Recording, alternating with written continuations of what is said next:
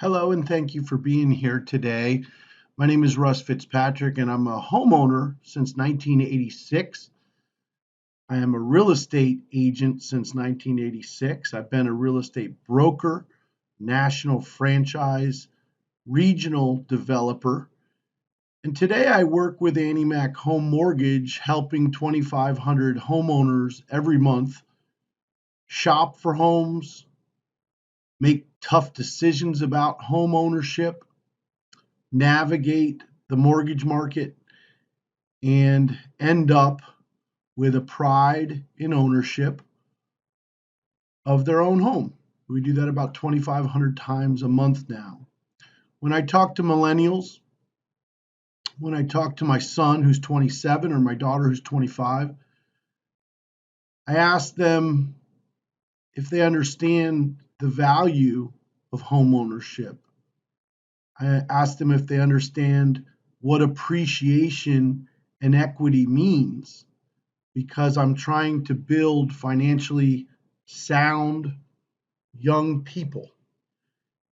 And I don't know where you're at in your home ownership journey, but the word appreciation means that you enjoy the increase in the property's value over time. And if you're paying a landlord rent, he or she is enjoying the appreciation over time. Equity is the way that your money grows in an ownership position in that house. And if you're paying a landlord rent, the only person that's building equity is that landlord. And even those beautiful apartment complexes with the rows and rows of amenities and beautiful swimming pool, resort type swimming pools, you're building equity. You're building appreciation for those landlords of those apartment complexes or those single family houses that you're renting. The other reason that I stress homeownership to my own children after 40 years of homeownership myself is this feeling of security, that you know where you're going to be living next year and you're not a victim of the landlord's whims. The landlord can raise your rent, can evict you, can decide he's not going to renew your lease, can decide he doesn't like something that you're doing with your cookouts on the weekend or your Super Bowl parties and say, I don't want you here anymore. And he's the homeowner. So he or she can change the level of security you have in your day to day life. The number one reason that young people list as a reason to buy a home is pride in ownership. I can plant my own plants. I can replace my own windows if I want to. I can change the colors of my walls. There's a pride in making it your own. There's a cute little book that my wife used to read to our kids. It's called Our Nest is Best. And when you have your own home, you can make your nest your vision, your comfort, your pride. And the last reason I listed on this list is pets. It has been the great epiphany of my life because I was a hardworking, I would say I was a workaholic. I never had pets. And when I was growing up, I didn't have pets. And now I have this little rescue dog that I've rescued from New Orleans, Louisiana, where she was going to be put down. And I drove 6.5 hours to go pick her up. And when I picked her up, my life changed.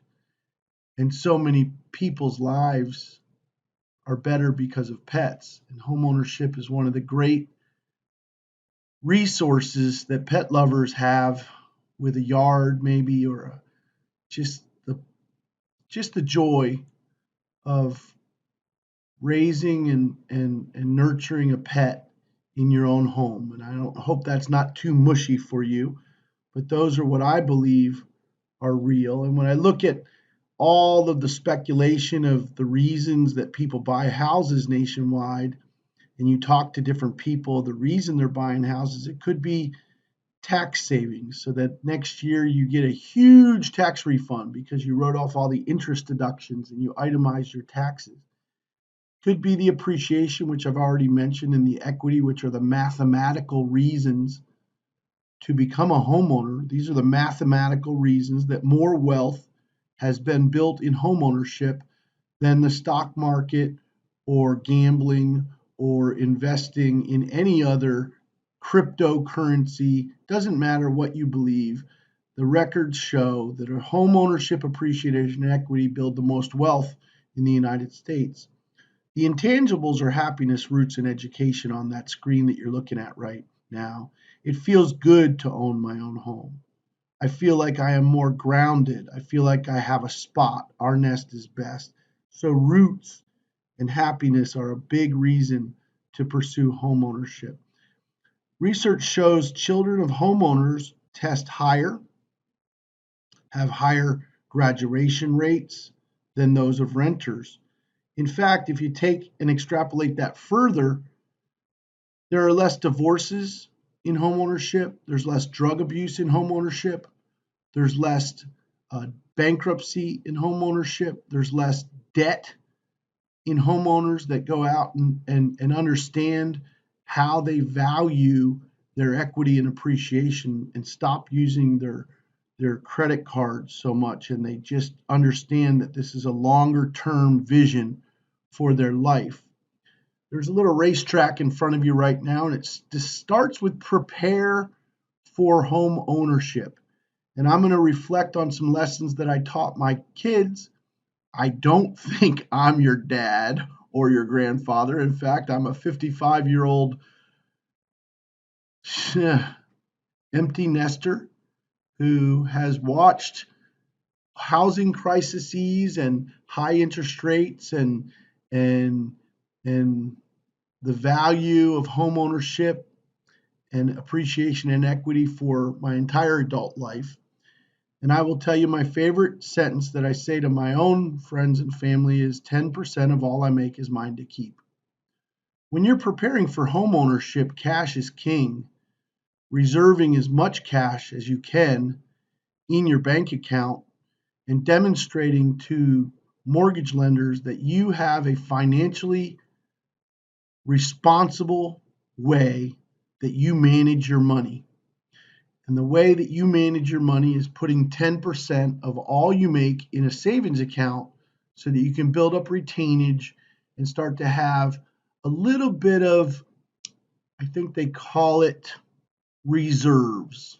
My grandmother used to call it a rainy day account. You know, you have an account set aside for when things go bad.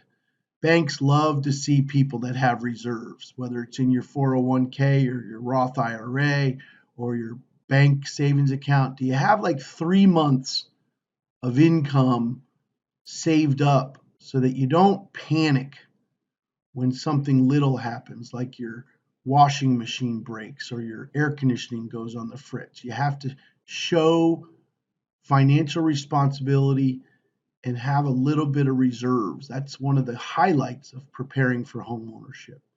You don't want to be maxing out your credit cards. You don't want to be a person that has an $8,000 balance on his Capital One card or floats with a $6,000 credit limit on his MasterCard but keeps it at $6,200. When you're at or above your credit limits on your credit cards, everybody knows that you're charging up things that you can't necessarily afford. So we want to use 33 and a third or a third of your credit, available credit, is being used or not used at all, and that you're repaying your debts faster than required, that you amortize your credit card debt faster than a minimum payment. You know, it looks pretty fishy when you've got a $10,000 credit card bill and you're only paying $100 a month on it. And then the last advice is during the 6 months or a year prior to getting to be a homeowner, don't go out and borrow a lot of money. Don't fill out the other, low interest loan at the rooms to go, or don't go out and, open up a bunch of new credit cards and don't go out and, find new ways to borrow money. You want to show that you're financially not going out and borrowing a lot of money and using your credit. Those are just layperson's versions of a rule of thumb. Now there's a person in the room called a mortgage originator, and he's going to calculate your affordability. He's going to calculate what your debt to income ratio is. And the bank has a formula that they can figure out, what's the most appropriate monthly payment that this person can sustain. And they're going to issue you a pre-approval. Number 3 on your screen is get a loan approval. Then you're going to talk to your realtor. I always think it's funny when people talk to their realtor before they talk to their mortgage banker. The mortgage banker is first. You talk to your mortgage banker, you decide on what you can afford, then you create a wants and needs analysis on the home features that you're looking for and the size of the home that you're hoping to get with what you can afford. Then you and your realtor go out shopping for a home. You're going to write an offer on a home, and hopefully that offer is going to get accepted so that you'll see it in the computer. It's going to move to pending or sold. It's your house. You bought it. It's pending. That means you are going to own that house. And that's one of the number 6 in the middle of your screen is one of the most exciting, emotional, energy charged, exciting times in home ownership because you made an offer and it's exciting. And then you're going to apply for a mortgage, number 7, and complete the home inspection process. Your realtor is going to help you put special rules in your contract. And one of the rules is say, if this house doesn't appraise, I don't have to buy it. In other words, if it's not worth at least what I'm paying for it, I don't have to buy it. And it's going to say if the house has a bunch of defects that I didn't see, and my inspector goes up and climbs around in the basement and finds a bunch of water entry from the roof, I don't have to buy this house. So you don't have to look at a home with a critical eye when you're shopping for it, because if there's an electrical problem or a construction problem, a sinkhole, any kind of a roofing problem, termites, any of those things are going to get discovered on your home inspection. And then you're going to at least have your eyes wide open. Hey, a construction home inspection expert went through the basement, went through the attic, went through the kitchen, went through the electrical system, went through the structure, and has assured me that there's only a few things that I'm going to need to pay attention to over the next years. And then number 9 is you'll go out and buy your insurance, get any additional inspections that your insurance company requires, and then you're going to close on that loan and you're going to move into the house. All that sounds like serendipity and exciting, but this number 6 has become the bane of your existence. Man, what a hard life we are living. When we have to go out and make an offer on a house, it is a very, very, very frustrating process because there's only a few houses for our price range. I'm approved for 360, but there's only 6 houses for 360 in my whole community, and I don't know if I can get an offer accepted. So what we're going to do is we're going to take number 7 on the left-hand side of your screen, and we're going to move it to 3.25. We're going to move 7 to 3.25. And then we're going to apply for your mortgage a little earlier, because when you go out to buy a house and you get an email back from your realtor that says the offer was not accepted, your offer was not accepted. You say, why? I wrote 360. They were asking 360. How could my offer not be accepted? Well, I want to tell you that when you're beat out by a cash offer, it's very, very frustrating. So when you hear the words, they accepted a different offer, the seller didn't like your low money down mortgage, the listing agent advised against you, we can solve that problem now with a product called Annie Mac Private Equity Cash to Keys. I'm going to show you what that is right now. So Annie Mac Private Equity Cash to Keys buys your house for you with cash. When you get fully approved for a mortgage with Annie Mac, we will execute a special addendum that shows your seller that your offer is backed up with cash. So the seller doesn't have to worry if you can buy or if you will buy his house. So imagine you go to an agent and you write an offer for full asking price. Or in this world, sometimes your realtor is going to advise you to write 5,000 above asking price. Or sometimes your realtor is going to advise you to write 5,000 below asking price. It depends on how much demand that house has compared to your budget. And if there's a lot of demand for that house and your budget's 360, but they're only asking 350, the realtor might suggest, with good reason, that you should write 355 because that $5,000 will be the leverage that you need to get your offer accepted. Or if the seller didn't like your mortgage, this is true. A seller looks at your financing and says, I don't like this buyer because they're a low money down buyer. And I'm afraid this deal's not going to close. Well, we're going to back your offer up with cash.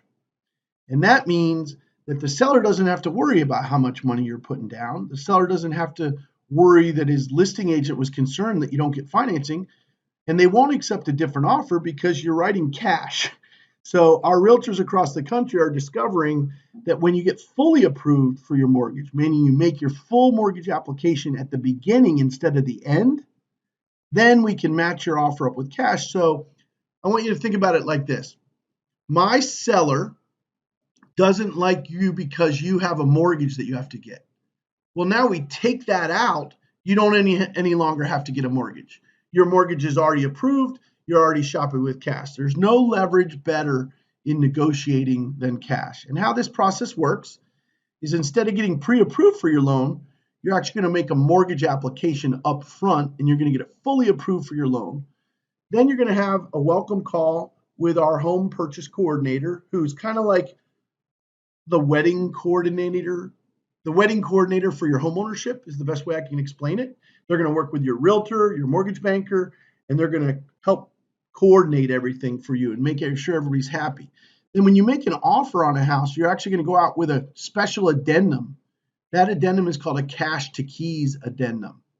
And that's going to allow you to secure your home with a contract. They're going to move it to pending. You're going to see a sold sign on the house. It's going to be your house.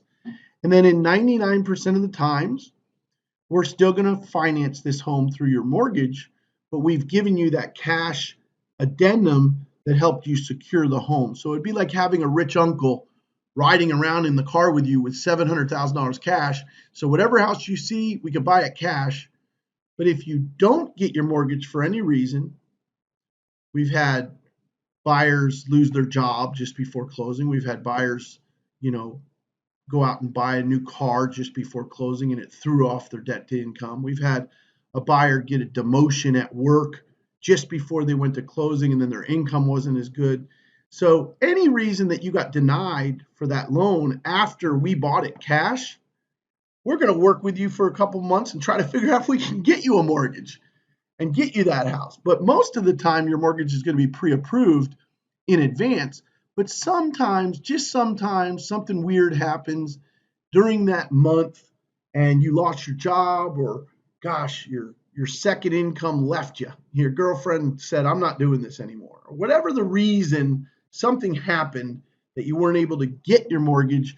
We're going to buy that house for you cash, and then we're going to work with you to sell it back to you when we remedy that problem. So I hope that's clear. And if it's not, talk to your mortgage banker in the room. One of my favorite topics about homeownership is buying an imperfect home, buying an imperfect property. I'm going to say it one more time, buying an imperfect house, but then making it your perfect home. It's no longer a house. It's no longer a property. It becomes your home. And when you look at Joanne Gaines or the Property Brothers or all the little HGTV television stars that are in renovation real estate, you have to start to say, well, what is renovation like? What is a renovation mortgage loan? And that means that Annie Mac can lend you the money to purchase your home, help you do the renovations with a general contractor and a HUD certified renovation specialist. so that this is approved by the Housing and Urban Development. There's a housing specialist that's involved in this, helping you pick your renovations, helping you decide on your renovations, helping you get your renovations done. Then add the renovation costs to your first mortgage so you end up with one low mortgage payment. Now, that is one of the more exciting products in the world today because it allows you and I to go out and look at an imperfect property and then turn it into your perfect home.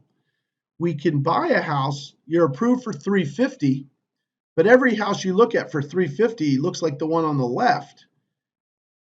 And you say to yourself, gosh, I sure would like to have some stainless steel appliances and new cabinets. And I think I can do that for about 15 grand, but I don't have the $15,000, right? So I love this little fireplace nook over here, but it looks kind of dated and I want it to look more modern. That's a $7,000 upgrade. The new windows in the housing and the new paint job and the new siding, it was $20,000 to have done. But you know what? It made the house a home. It finished it. These new windows and it just, the new siding and the paint really did make the house feel better for you. So when you think about renovation, I don't want you to eliminate houses that are run down, because if you're pre-approved for a mortgage with the Annie Mac Home Mortgage, you're out shopping with your agent, and you see a house that needs new kitchens and bathrooms or new siding or new roofing or new windows, you have the ability to take out what's called a renovation mortgage and really participate in home ownership at the highest level.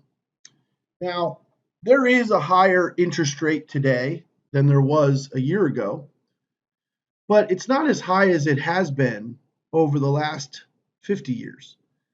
I want you to know that I bought my first home with a 9.5% interest rate, and my best friend who I sat together with yesterday told me that the first house he bought was with an 11% interest rate.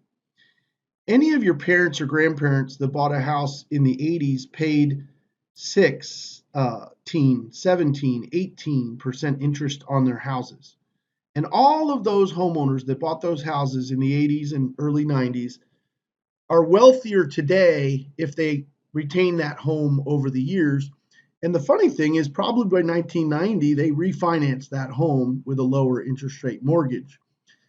And as you see that line, the squiggly line on your screen, the biggest real estate boom we had in the 80s, interest rates were at 8.5% in the late 80s.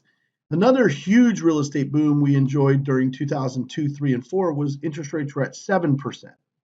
One of the worst busts we ever had in the real estate business was 4% interest rates. It was 2009, 10, and 11, and the economy crashed because of some irresponsible lenders, and they were striking loans for anybody who could fog a mirror, and we ended up having a bust. The housing crisis of 2008, 9, and 10 was well documented, but that crash was happening while interest rates were at 4%. So this myth that low interest rates are the reason that the real estate market does well is false. If you look at the bottom line on your left-hand side of your screen, it says highest interest rates were 18.63, the lowest interest rates were 2.65, and the average interest rates for the past 30, 40, 50 years was 7.75. Now, I want to focus on this reality that interest rates can only do one of three things.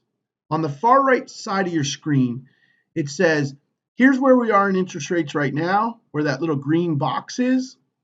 And if interest rates can go up over the next year, interest rates can go down over the next year, or interest rates could stay the same over the next year. There's only three things they can do. Now, most people are predicting they're going to go up.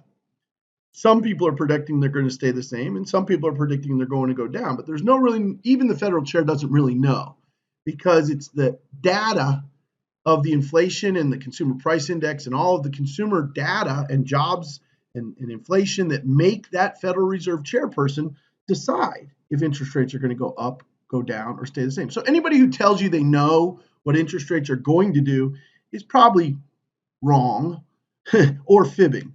But when I want to tell you the truth is, it doesn't matter if interest rates go up, stay the same, or go down after you own your home.